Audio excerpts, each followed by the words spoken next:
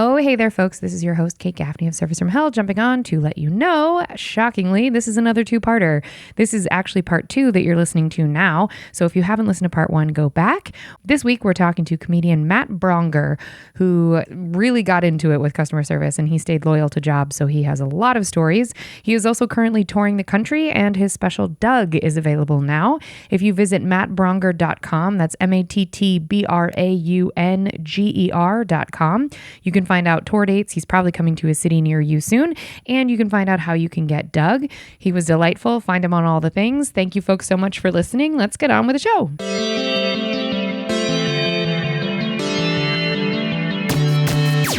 Oh, hi. You're listening to Service from Hell, a podcast featuring people that are currently in customer service positions or the lucky few that got out and all of the good, bad, and infinitely irritating things that go along with that work. I'm actor and writer Kate Gaffney, and I'm uniquely qualified to discuss this as I used to work at a very popular and very busy comedy club in Los Angeles, and at least one of you listening right now has probably grabbed me and told me you were ready to order when I was running around like a crazy person. So let's eat.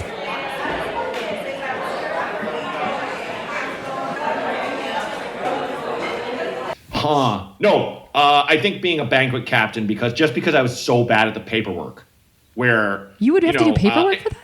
Yeah, you have to bring them the paperwork, and also you are where the buck stops. So if you have a bride or groomzilla, if you have somebody who is and these people are signing the check and all that stuff, like pretty buzzed, end of the night, and it's like, that one time you didn't, and you're just sitting there like, please let me leave. I want to go home.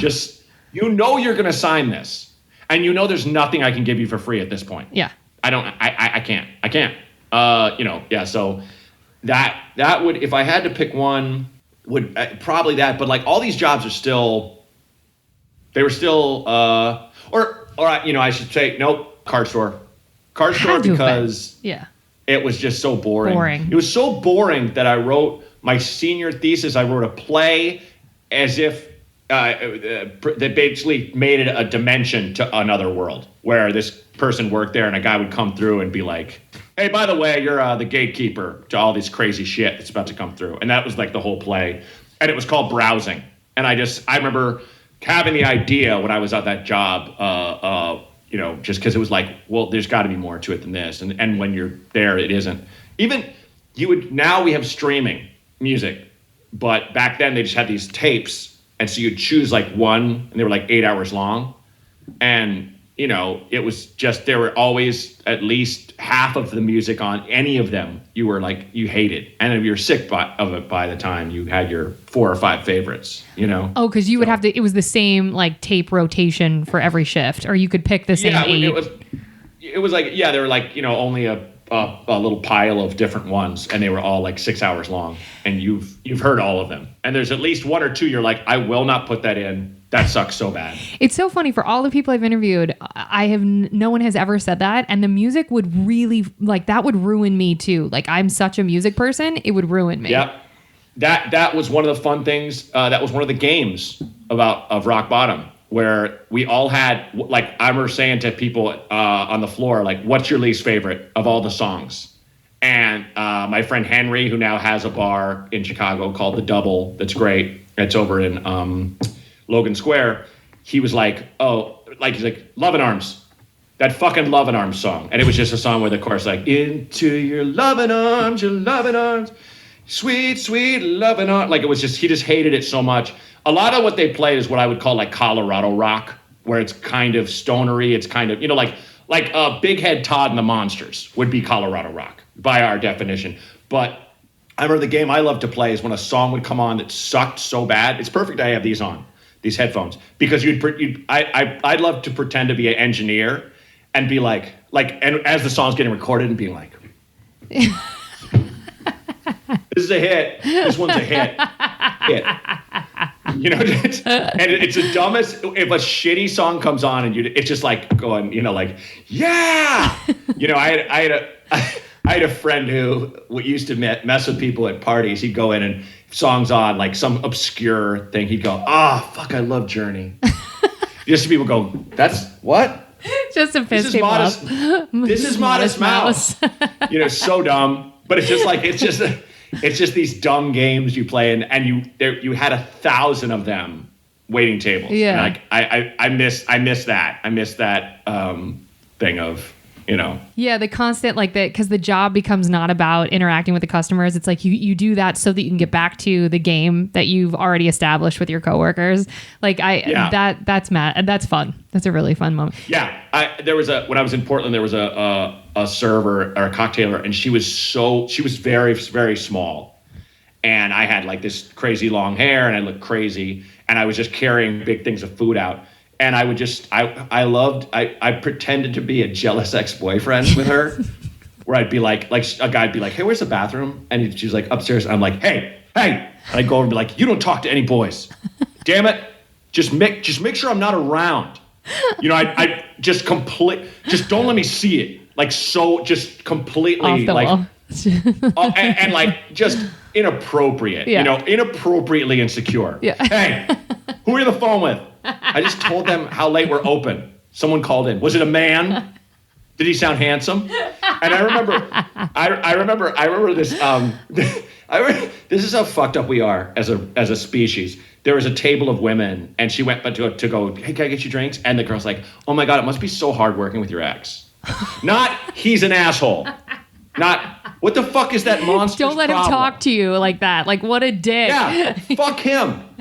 Which they should have been. They're like, oh, no, I get it. We've been there, all of us. It's just, they're all like that, and it'll never change. And she goes back to the soda station, is crying, laughing. She tells me that, and I'm like, I'm never doing this character again. Ever. You're like, I can't be seen as this dude in real life. Like, they don't know I'm it's kidding. also like, I never like yelled at her, but I just I was just making myself look really awful. Sure, That's yeah. how I tried, but it's like that just kind of broke my heart for, like they should have hated. They should have been like, fuck him. Yeah.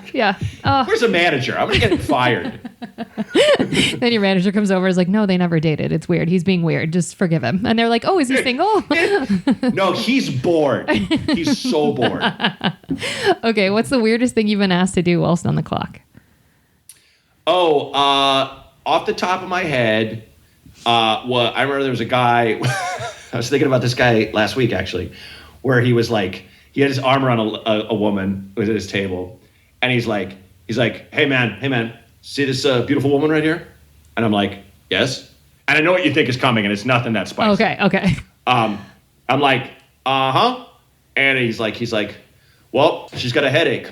What do you think we can do about that? And I'm like, well, there's what is it? Is it White Hen? What is the 7-Eleven? It's like I don't know. It's not what, it's like, it's AM, PM. It's Plaid Pantry. Circle K. It's all okay. Yeah, exactly. Okay. It's Circle K.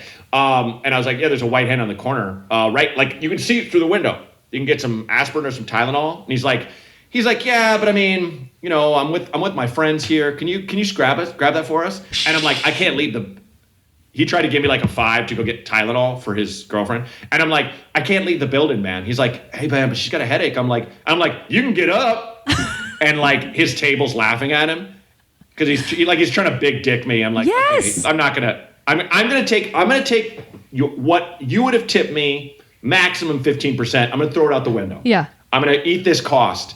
And he's laughing at him, and they're like, yeah, man, quit being a lazy bitch. Go get it. And he's like, look, I'll give you 10. And I'm like, I can't leave the building, sir. I have tables. I'm at my job, bro. Yeah. So I'm sure if I really search my memory, there'd be more. But that I remember the audacity, and also starting with, see this beautiful lady. It's like, yes. See, and it's like also short of him inviting you to some sort of orgy, which would have been fun and worth the story, like him being like, you're my errand boy because you're in some sort of service position. Yep. And sadly, that's one of many, many stories that have been shared on this show of that exact thing of like, they think it's a negotiation for a higher amount. Like, okay, I'll give you 20. Okay, I'll give you 15. It's like short of you, if you gave me a crisp 1,000, I'll quit this job. Like, what do you need? Yep.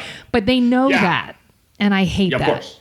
Yeah. And I will say the irony is when you're a waiter, you're definitely more of in a role of obviously just like the name server of servitude. Yeah. You are there to serve them. But me and a ton of other male comedians have been propositioned on the road several times by couples. it's always a married couple that wants to spice things up, and they're like, so what do you think of my wife? And I'm just like, I'm going to have some drinks with the staff and go back to my hotel room alone. I'm not going to have sex with your wife while you sit in the closet and watch and beat off. I'm not. That doesn't sound fun to me. And it's like, I can't speak for women. Obviously get propositioned far more than men, but that's the one me and fellow male comedians have all. I don't know if we've all gotten it, but it's one of those, you start talking about it and another guy will be like, oh God, yeah, of course. Because I mean, it's boredom. People get bored and they want to have an open relationship and anything. But it's that thing of, hey, and they want to treat it like you're like, lucky you. And it's like, I'm not coming near either one of you. Never. I'm not. Never. Nope. But also it's sort of that weird thing where I feel like as comics, because you're sharing personal stories, people feel like they know actually you. So they wouldn't necessarily probably proposition like the barista at Starbucks, but because they've heard your stories, they're like, well, we know Matt. Like we get this dude's vibe. Sure. Like he'll say yes or whatever. And like, totally. God bless any of you comics who can stay loyal, faithful, and you know, whatever, and your marriages. I'm so impressed because so many of you do. Like people always ask me, I've met Sebastian Maniscalco a handful of times and he was always very polite, eye contact, and then he would walk away from us as a group. Like, and I was always like, some of the other servers where I used to work would be like, he's so rude. And I'm like, no, he's respecting his relationship. Like this could be something he gets sucked into that he's not trying to mess with. And also the optics aren't good. So if you don't want anything to get back to your partner, you're also like, I'm going to be so cold. I mean, he's nice. He's a very nice guy, but like, nice with distance. I respect the shit out of that. I think. Well, and it's like I feel like you definitely, if you're more of a like a handsome dickhead rake on stage, that's when there's a girl that's just like sweet. I'm just gonna fuck this guy. Yeah. It's like I never really got that. I mean, it's like it's not that I never ever got it. There were little handfuls of hookups here and there, but like they're always weird, and it's always like. I personally, speaking for myself, would like when I was on the road for a living, I was living in Los Angeles and I was a single person. And the people I slept with were in Los Angeles. I really, really, really rarely slept with anyone on the road. Mostly because it's like, I like to have a good time and you're not gonna, if you sleep with someone, that's your night. Yep. You have to hang with them all the time. That's the rule. You know what I mean? The hours of commitment around it you're not into. No, exactly. That's the thing. When someone's like, I'm just going to hook up. I'm like, so you're going to talk with this person until you have sex. Then you go to sleep and you wake up and you got to wake up next to the stranger and then talk more and then go to breakfast. That's your choice. That's your choice. Rather than taking your business to the bathroom in parlance and handling yourself, you're going to blow a whole night on this stranger. One human. I love that that's what's chapping your ass is the like commitment around the one night hookup. Oh yeah. Yeah,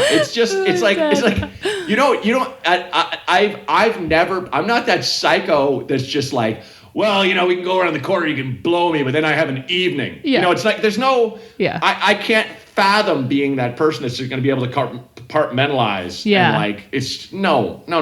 I just rather not mess with it. Cool. I get it. I mean, if I had some undeniable attraction to someone or whatnot, sure. Yeah. And I'm just sitting here, I was so choosy when I was on the road and stuff. It didn't seem to make sense like it did in the city I lived in for some reason. Where I'm not doing shows. I'm just, out. And I did spend a lot of my life just getting drunk and, hitting on women. I'm not gonna lie to you. I did. Not proud, just being honest. But it's funny, I was talking about this on Bert's podcast where Bert's like, I've only slept with 6 women. Like, I'm just like, okay, that's great. Like he always says that about like, people think he's this big partier, so he hooked up all the time, but he's just clueless. And it's just like, yeah, I mean, that was me too. But the thing is, men tend to obviously compartmentalize way more than women and go, oh, it's just sex, it's just a body. It's like, it's not true. There's something you are sharing with that person that's just more than your body. And you're not just hooking up to hook up. You're hooking up for a little bit of validation for sure, companionship for sure, your loneliness is relieved for a period of 10 to 24 hours or whatever. It's just like there's more to it than just getting your nut, for want of another term. It's like there's more to it. That's something. And the guys are right, dudes. Of course, when Bert put that clip up, we're writing like, you guys are fragile AF, and it's like, oh, am I, or am I aware? Like it's so true.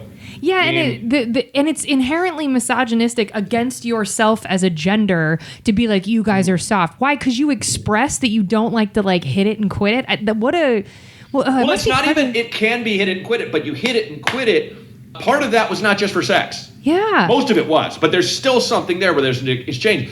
Otherwise you would have just done it yourself. Yeah, it's one of those things that you don't really think about until you're like older. And I definitely spent too much time going like, oh, it's just physical, Yeah. Whereas it was really me wanting it to be. Sure. Sure. For sure. You've evolved. I'm proud of you. A little. Was there ever an incident where they asked to speak to your manager, where they were like, we're escalating this? Yes. I had well, there's one guy who he wanted a steak, and he was there with a date, and he's like obviously like some kind of like a bodybuilding guy or something. And I got it for him, and I brought it out, and it had like a little I think like blue cheese or butter or something on the steak. And he's like, "What's that?" And I'm like, "What? It said it on the menu." And he's like, "Take it away." Are you shitting and me? I had hit a wall by then. I was angry, and I was like, all right, I guess I'll just throw this in the trash for no reason. And I walked out, and I go in the kitchen, and another waiter runs around the corner and is like, "Hey man, that guy's yelling in the middle of the dining room." And I come back, and I think he said he was going to throw me through the window. Totally not on steroids. That guy's having a totally rational, reasonable reaction to his eating disorder. Up until then, we had a rapport. Of course you did. I mean, I was joking with him about like, he was like, I want a steak. I was like, yeah, you look like all you eat is red meat. Come on. And he was like laughing. Yeah. It was fun. Yeah. But the minute I got mad, and I shouldn't have, that was on me. But the manager came. But this was during that period I was talking about where I was just fed up. Done. And like I was hitting walls. It was just. But it wasn't even. Can I see the manager? It was like the manager showing up so I don't get killed. Like the manager was just like, all right, let's just cooler heads, guys. Because this guy has an eating disorder. He's like, sir, everything's on us. Matt, get out of here. Go around the corner or whatever. And it was like, and that's what I forget who took care of it, he or she, but like that's what they should have done for sure. But Matt, real talk, they would have thrown that steak away. I mean, sometimes they'll let the staff eat it, but for the most part, literally send it back, goes to the trash. Like I just thought it. Yeah, I just thought it was. I just was mad because it was so wasteful. Yes. And all he had to do was look at the menu. He ordered that. He ordered that thing. Also, scrape it off, you lazy piece of shit. This isn't fine dining. This is a brewery. Yeah. Like I know. Yeah. So that stuff makes me homicidal. But yeah, I know. It's the worst. I mentioned talking about like we got into talking about serving on another pod, and I mentioned this time that these ladies sat down and they ordered like, well, our friend isn't here yet, but we'll get this. And I ordered, and the food came out, and they're like, well, she didn't show up, so you can just have this. I'm like, no, you can. So just take this off the bill. And I'm like, I can't. You ordered it, and it's gonna. And they had a moment of what, but then they were like, oh, you know what? You're right. Oh, of course not. Like it dawned on them, so they were like, oh, you're right. But people just don't think about that stuff like you and I do, where it's like food waste and just take it off the bill. Restaurants are protected by the government. Give it all to us free. It's insured. It's such a weird. Well, you brought up something that I hadn't thought of as well, is that like it was so rarely are customers willing to do the mea culpa thing on their side. They are almost exclusively somehow my experience is your fault, whether it's good, bad, or indifferent, and my lack of clarity or my explaining something incorrectly is ultimately your fault. It's so rare for a customer to be like, you know what, my bad, you're so right, because even you pushing back on those women being like, no, I actually can't take this off the bill. And then being like, you know what, you're so right. Like, cool. Like their first request was unreasonable, but then they came to understanding. Almost never does that happen where customers are like, my bad, shouldn't have asked, whatever. Oh yeah. I mean, that's why we have people with 1-star Yelp reviews, because someone didn't bring a plastic fork for their to-go thing. It's like, it's just, you look at those reviews, you're like, this is not, you're trying to ruin this business. Ruin. You're trying to get people fired. You had a minor disappointment. It's just such bull. It just makes me, that's the one that really makes me crazy, where it's like, I didn't get what I wanted, so I'm going to burn it all down.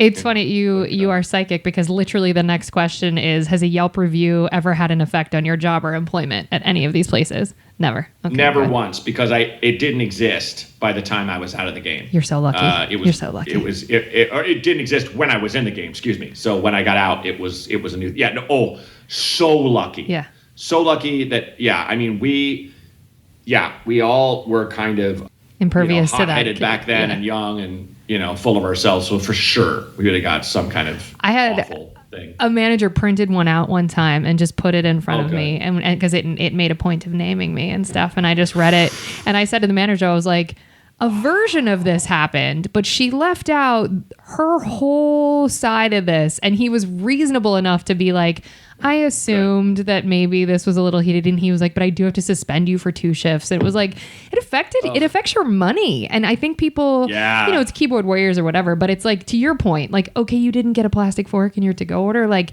right. Like, you're not guaranteed an AI experience where the computers decide all of it. So there is no imperfection. Like, it's humans. Makes me crazy. Okay. Was there a last straw that got you out of a job where you were like, flip a table, burn it all down, I am done with this? No. Okay. No. I think we all have the last day fantasy. Yeah, we do. For sure. Yeah. Mine, real quick, is a job I've never done, but I travel a lot, and I'm in a lot of airports, and I have because people crowd the gate, especially people that are like, first class or whatever.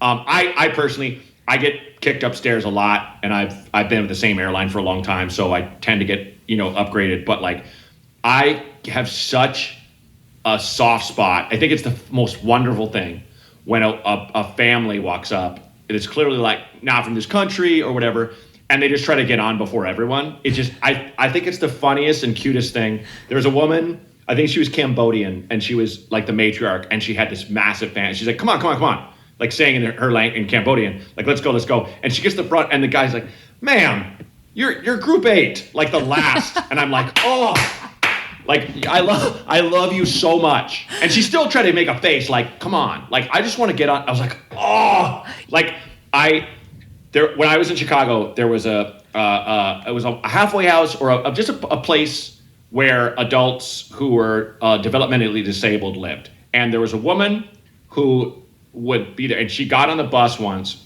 and I was on the Clark Street bus, I think it was 22 at the time, headed north. She gets on, the bus is totally crowded, there's no room. And she gets on and she looks at everyone, and there's no place to sit, and she goes, oh no! And I think about that, it made me so happy that she said what everyone feels when they get on a crowded bus. Like, you just want to be like, why are you sitting? I want to fucking sit. Fuck all of you. It's just, and so I love that. And so my fantasy is to be one of the people like, okay, folks, we're going to start boarding. You know what? Fuck it. We're going to start with group F. We're going to start with the last, and not budge. Just sit there. Unrelenting. And watch first class people lose their minds. This is not, especially like, I'm going like, if I went like Southwest, people in like A were like, no. We got here so early. I have a fantasy of getting called, because you'll be in like, I don't fly Southwest that often, but it is a really good option when you're flying like Vegas or something. It's fast. And so, fast. Just get there fast. So, you'll be like, you're like, I'm like B12, and then a guy's like, what are you? And like, B12. I'm B10, and they step right in front of you. Oh God. Well, it's of course. Fine. Fair is fair. Yeah. But once we go, beep, I'm gonna run ahead of him down the aisle. Hey! Just watch him. Watch his brain explode. He's just like, this isn't. See, I'm a rules person, so I'm more the guy who's like, get it. Like, I would have told the Cambodian family, you're group 8. I love that you're on the side of the Cambodian family that's like, get ahead of everybody. I'm not. I don't really want to flip it, especially because I'm getting on before everyone, and I want to, just like everybody. but the audacity makes me laugh. Yeah, you're like, this is impressive that you have this level of gall. Good. It's so, because you can see people crossing their arms and going, what are they doing? What are they doing? And it's like, you so rarely get that level of entertainment. That's so right. What are they doing? I'm one of those people. Have you ever told... We all are. So am I. Yeah. Yeah. Have you ever told a customer to like F off or like bend? I mean, I know we had the steak incident, but have you ever like straight up told a customer to like get the fuck out of your face or like some version? I had a guy, again, during that period where I was like, just the shortest fuse, everyone can fuck themselves, who what a fun way to live. Loud. Yeah. Well, it's just like, I wasn't mean, but it was like, if someone was an asshole, I'm just like, I'm done. I'm done. And he was putting Cape Cod's vodka cranberries. He's putting them away, a real fast clip.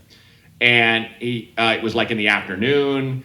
He was, a guy down the bar from him was having a quiet drink. He was like, so what do you do, man? And he found out the guy worked in insurance, and he's like, those people fuck us. And the guy was like, listen, it's a necessary. Like, the guy measuredly explained why we need insurance, which I was like, I give it to you, man. And guy finally said, well, listen, regardless of profits of some of the companies you're talking about, you need us more than we need you. So let's leave it at that. Like, the guy was like, oh yeah, just smacked him down. And so the guy was like, just still trying to blah, blah, blah. And he's like, just need another one. And I'm like, you know what, man, I don't think I can give you any more. I think you had like 5 or 6 in the past, whatever. I forget what it was. 5 minutes. And he's like, you're not, what? Like, he couldn't believe he'd been cut off. And I used to never cut people off. Like, it ruins your the vibe at the bar. Your tips. Yeah. Yeah. But it's all, and I also I worked day shift. I worked the rooftop, beer garden. It was like, you just didn't see people just getting hammered like that. And he's like, I think he snapped. He's like, he yelled, "Fuck you" in my face. And I think I said, "Your fucking mom." I think I did. What an early 2000s throwback. Well done, you. I was just like, your fucking mom. Like, because I was like, I kind of wanted him to come. Like, I didn't want to hit him, but it was just like, I want this guy out of my face. And I remember the manager. That was when the manager sat me down. I was like, you said your fucking mom? You can't talk to people like this. You can't, I don't know how I can't fire you, kind of thing. And I basically just went, here's what I'm going through right now. And I just told her everything I was going through. And her name is Lori. I think she still works for the company. She's awesome.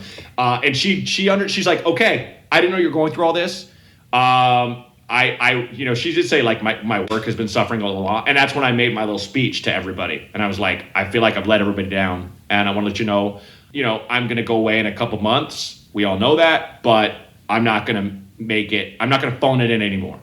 And it was like, so it was like what that actually, I remember that was my kind of moment of I've either got to change or I've got to go, because I'm blaming everyone else for my bullshit, including life, so yeah. But that was about as bad as it ever got. Sure. I never really got into altercations. I could always smooth things out. I would try to make things right for people within reason, and we were allowed to comp stuff. So like I would, awesome. And they would tell us to do it, like, not just if, work hard on not effing up so you don't have to, but like if someone's like, oh, my daughter just got this job and she can't believe it, be like, your dinner's on us. And they'd be like, oh my God. And it would make them come back. Yeah, you know what I mean? Like that kind lovely. of thing. People really, that was a cool little power to have. I really dug that. Yeah. Really dug that. Do you tip? 100%. I don't tip 100%, but 100% I tip. What do you, I definitely tip. What's your percentage range? Generally minimum 20, and I go up from there. It depends, like probably like 15 to 18 on coffee. Well, actually, no, a ton on coffee. I'll tip like $1 for. Yeah, it's like a drink. Yeah, the percentage. I tip $1 per drink, or if I'm doing a tab, I'll tip a high percentage. Sure.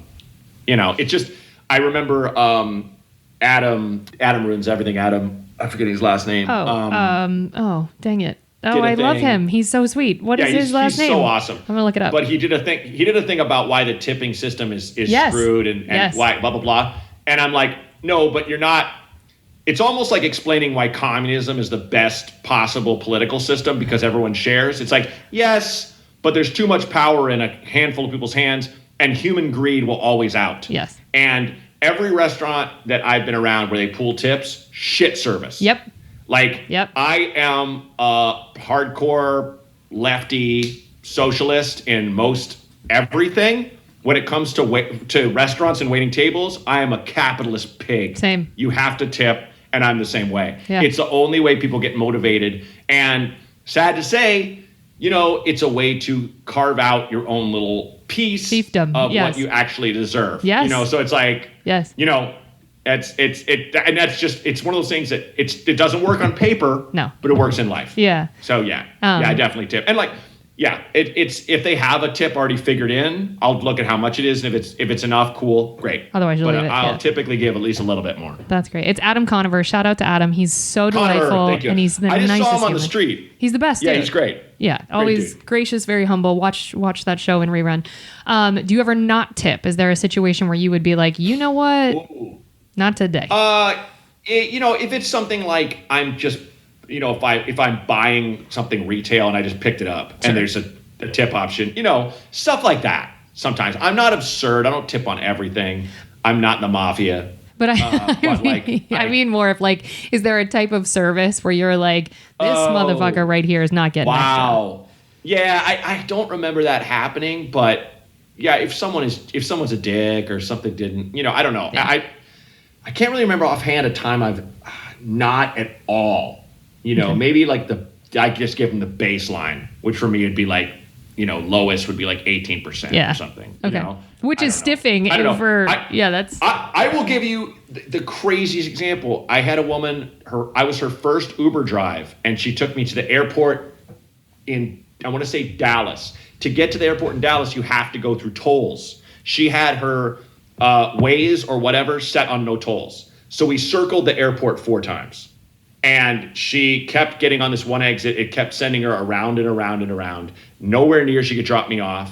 And I'm like, you got it. What? And she's on the phone with her friend. Her friend's like, girl, you got to take it off, no toll. And she's like, well, I didn't know. And I go, man, you got to get me to the airport. And she's like, it's my first time. Don't yell at me. And I'm like, I'm not yelling. But it was one of those situations that I'm like, I'm going to miss my flight because you haven't done your due diligence. You haven't. So I finally went, you got to pull over. And we're on this, it's almost a highway. It's like a high rise, like wherever when the road goes way up kind of thing, but it's not, no one's driving fast.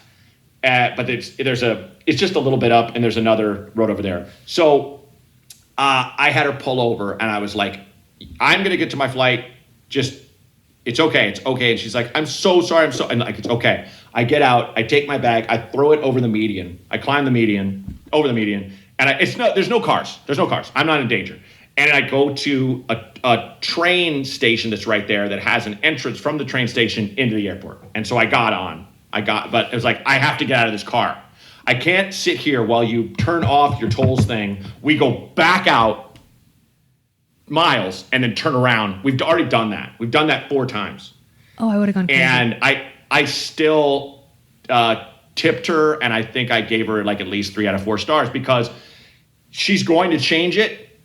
She doesn't need her first. I know these companies, they will fuck you forever if you get 1 star. That's right. Yeah, that's right. And it'll like someone with a perfect GPA, but they get an F. Yep.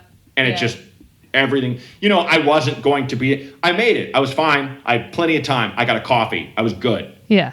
It was.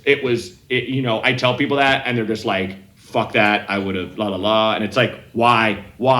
This poor woman just trying to earn some money. We've all made mistakes. She was apologetic, but also so scared. Oh, Of doing bless. it wrong. Yeah, it's like, I'm not going to be that asshole. I have a good life. I'm not going to. See, I wish more people had that perspective because it's like we get often in customer service, you get treated like a puppy where they're like, no, we're going to rub your face in this. Like, you're going to learn, but you're going to learn so hard. And it's like, I'm pretty sure she got the lesson. Like, she probably did tolls in the future. One of the biggest lessons I've learned doing what I do is I worked with a rep who really worked hard but couldn't get me through certain doors, and I got really mad at him, and I wrote him an angry email, and then he was like, I can't get an email like that from you. And I was like, well, and I talked to him, and I was like, I don't know if we should work together anymore.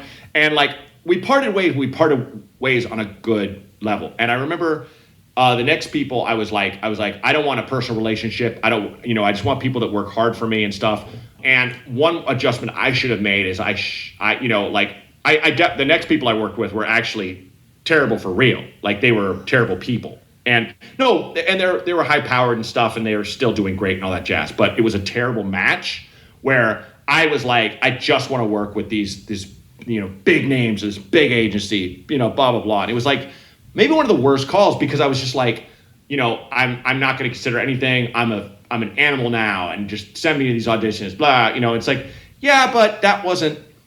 I think we all carry with us our baggage, and we just want to throw it on someone and go like, I'm going to treat this waiter like shit because I hate my dad or whatever. Yeah. Where it's like, you can't do that. It's like, even though I was angry where I wasn't going to the airport, it's like, okay, well, is this woman intentionally fucking me over? Is it because of negligence? Yes. But do we all make mistakes? Hell fucking yes. Is this the time to, and I still do that. I still have like my resentments and I'll snap on my wife or I'll, everybody does. But it's like, these people that are on these lower rungs of our society, it's just like those are the people we should be treasuring and cherishing the most and trying to work with because it's rough and shit does run downhill. Yes. It's like, don't add to the pile. Yes. Don't be that person that's just like, fuck them, they don't matter.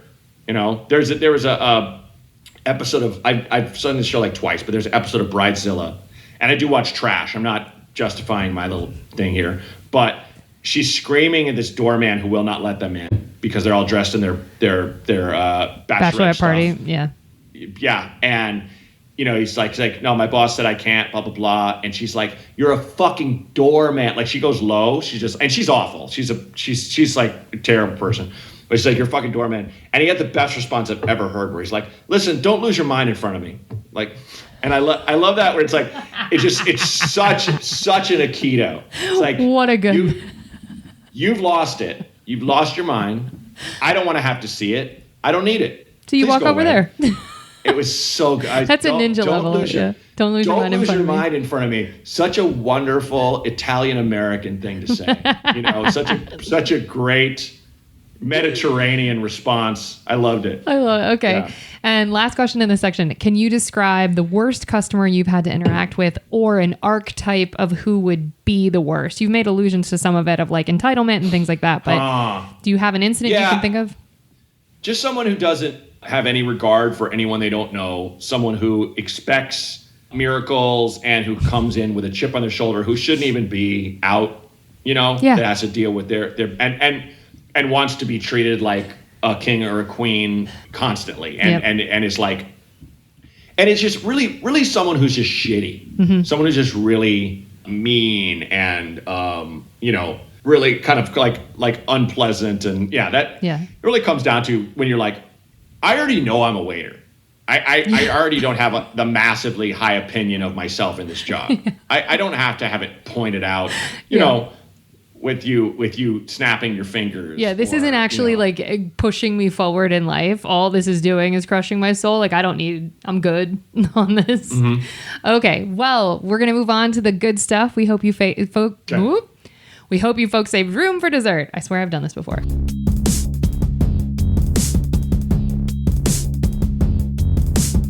What's the nicest thing a customer has done for you whilst you were working? Wow.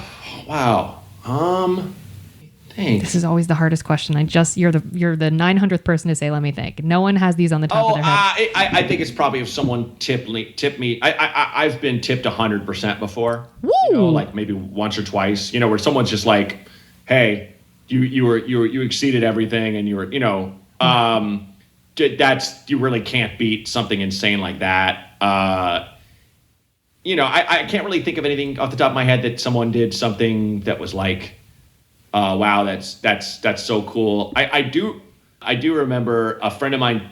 This isn't me, but he told me a story. He's working in Chicago, and there was a table, and a guy came in who was like obviously connected, mob guy, greased down hair, pompadour, big fat guy, beautiful suit, wife, a dozen kids, and then two guys who were just there, two big guys that obviously like, and they have the pinky rings, like straight out of Central Casting. Yeah. And the guy gets up at the end and just throws, like a wad on the table and just like so much money, and then just goes and is like, oh my God. And he's still holding this thick knot of money. And he's like looking at all the shit his kids threw everywhere. There's trash all over the place. And he goes, hey, and he calls my friend over who was his waiter. He's like, who has to clean up all this shit? And my friend was like, those guys, there's like 2 busboys waiting. And the guy walked over to him and gave him each like $100. Come on. And was like, I'm sorry, and walks out. So I would say it's like the mob is terrible and all this stuff, but capitalism is their religion. Yeah. If you owe something, you owe something, and that's like their final law. It's like me and another couple comics, occasionally you would work a place that was connected, and even if they took a loss back then, they would buy you like a steak or be like, or give you like, it was one of those things where it's just like that's sounds awful dark, but they've made all this money doing all this bad shit. It's like, here's some, spread it around, They're rinsing the karma. But yeah. But it was like, yeah, right. But it was like, that always struck me. I was like, I've never heard of, and it's not even, it makes it more exotic. This guy was definitely a mob guy, but the thing that always stood up in that story was he tipped the busboys directly. He tipped the guys who do nothing but get dishes directly. Nobody does that. Nobody. They just assume those guys are they don't care. They don't care. They're just like, oh, these people just clean, whatever. I'm not going to give my money directly to them. And the guy didn't even like send his guy to do it. He went over. Wow. And to be fair, the guy was, when my friend was like, those guys, he went, the Mexicans? Okay. And he went over. So, there's a little balance. There's still a little, there's still, Yeah. So there was definitely that cultural insensitivity, because who knows? They might have been from Peru. Right, exactly. I don't know. They could have been. They might have been Indian. Who knows? They were of Latin descent and brown. That's it. Well, that's all. Then they're only Mexican. Don't be so woke, Matt. That's the only option. To that guy, they all are Mexican. Yes. Okay, and Sure. So would you say the best tip you've ever gotten was that 100% on? Yes. Okay. Yeah. Okay. Uh-huh. What is the best lesson you personally have learned from working in customer service? It's funny. I was joking with my wife about the little philosophies they had, that they'd give us, like, lagniappe, it's Cajun for a little extra. Try give them a little something extra. So, what I say to my wife all the time, like, it's like, you got to set yourself up for success. You really do. You got to have everything, But it's like, both those things are true. But one thing they say is, that was in there that I'll just say, give props to Rock Bottom. They say, keep the perspective. Like, even if this table hates me, even if all their food is cold, everybody's going to be alive tomorrow. Okay? Everybody is going to walk out of here. We're all, just look at it, see the forest for the trees, and definitely bust your ass to give them as perfect service as you can. But if things go wrong, don't lose your. I remember I was helping this new girl was like totally slammed, totally in the weeds, couldn't handle it. So we all start like helping her and running her food and running her drinks. And I had this tray of beers, and I'm like, hey, I got those drinks. And she's like, oh, thank God. And she starts pulling beers off, setting off the balance. They almost all went everywhere. I caught it, but it was just, you need to calm down. You freaking out will just make the customer freak out. Don't lose your shit. No matter what, don't lose your shit. You reached a point where if something got so busy and it's out of hand and you're just like, everyone's gonna get terrible service, and you have way too many tables, you'd almost laugh like, holy shit, I'm fucked. Yep. And that's the way to. And it's like I'm not good at that in my life, but I kind of make myself learn that, because especially, God, nothing makes you get perspective better than having a kid, where you're just like, oh, all that shit that used to drive me crazy doesn't matter at all. It's so stupid, Yeah.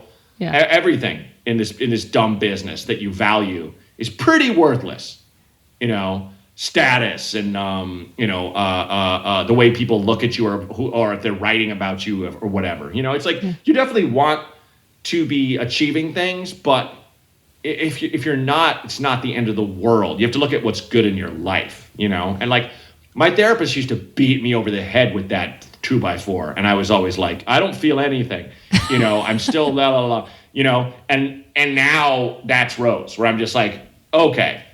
And it's been exponentially healthy for me. So it's like that would be it. Keep perspective. Just understand what's really worth shit and what really isn't. And it's really easy for me to say because I still will turn around and get mad about something not working out that we all probably done nothing for me. Yeah. But, yeah. Well, it's good that your child's helping you again choose not to be an A-list movie star. You have all of this support to really choose the life you're walking. It's good. This choice that I have This fully choice made, you made by yourself. Okay. Yes. What is one piece of advice you would give to customers who interact with customer service workers? Oh, I mean, what was that? Was that Kurt Vonnegut line? Like, it's like, for God's sakes, you've got to be kind.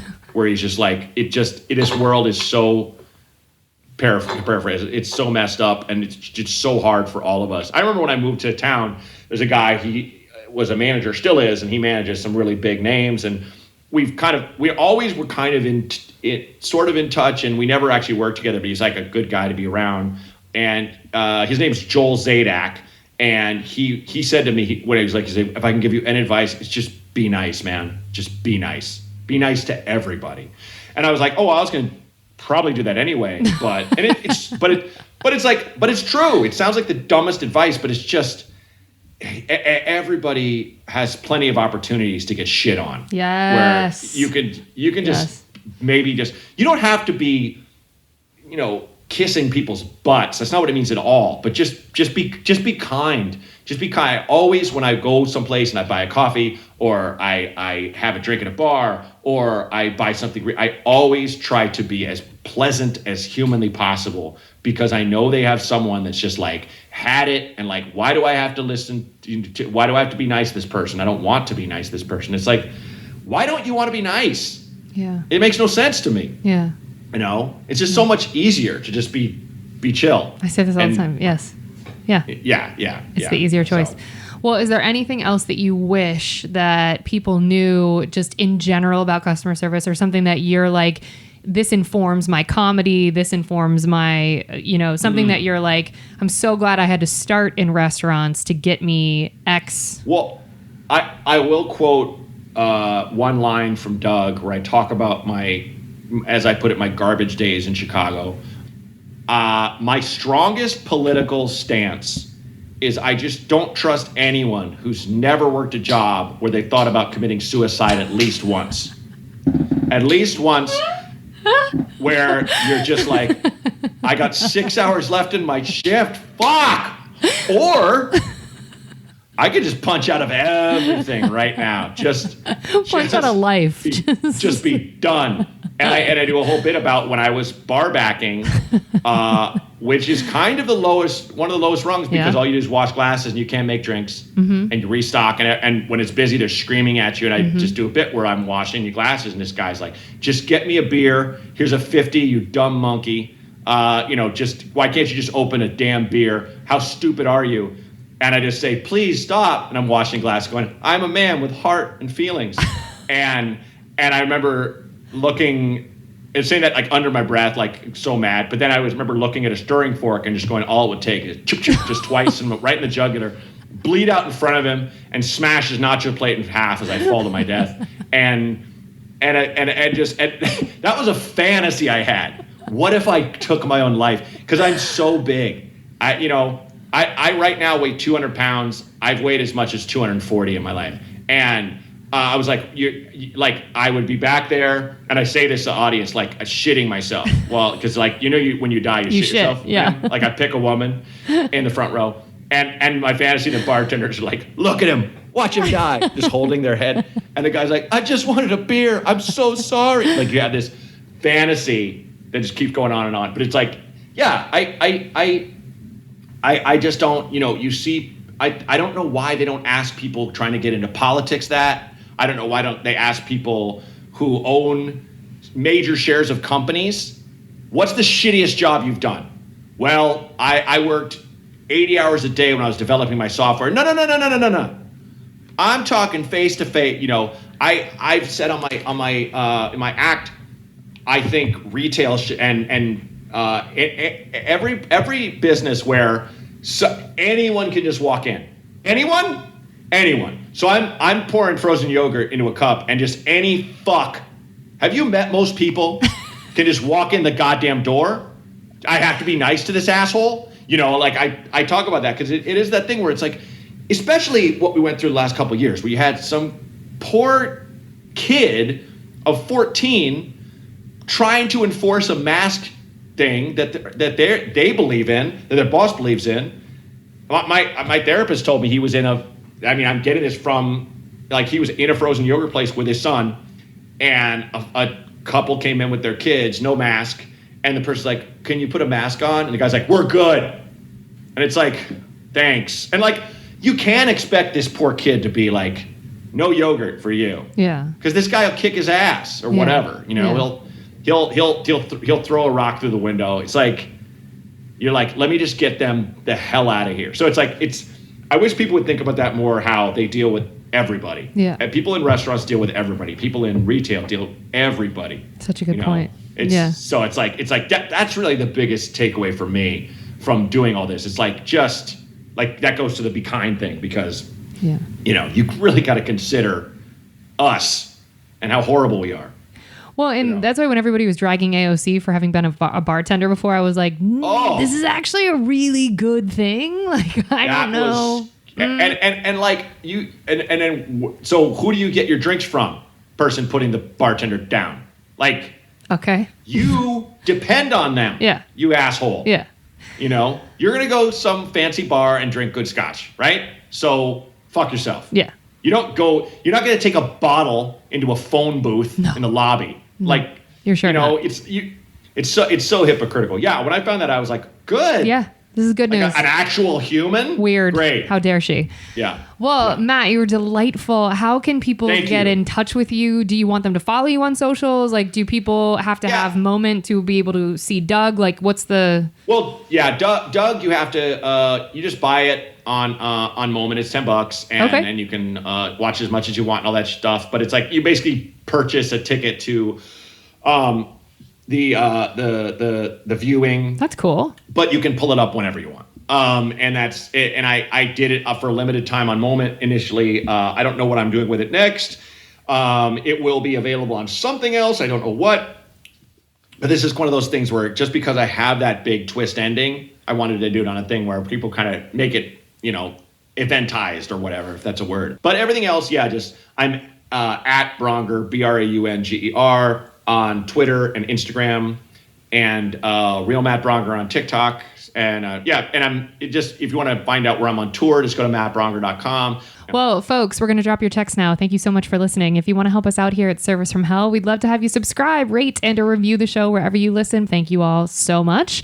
It will help us reach more people that need to be schooled on the art of being kind, and will be catharsis for those of us still working in the industry. If you want to get in touch with us directly at Service from Hell, send us your receipts to servicefromhellpodcast@gmail.com. We'd love to hear from you. Remember, if you can't afford to tip, you can't afford to go out. So don't be garbage and be good to people. It's easier that way. Thanks for being on, Matt. You are so lovely. This was really great. Thank you, Kate. It was so much fun. time. I appreciate you.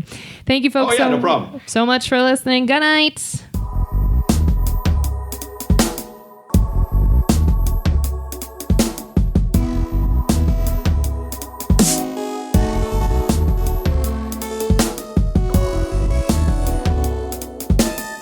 This was so great. Thank you. You're the best. Thanks, buddy. Yeah, thanks for so much time. This was really lovely. I really appreciate it. Oh yeah, no problem. I'm glad. It was. I had I had a free afternoon, so it was easy. I love it. That's great.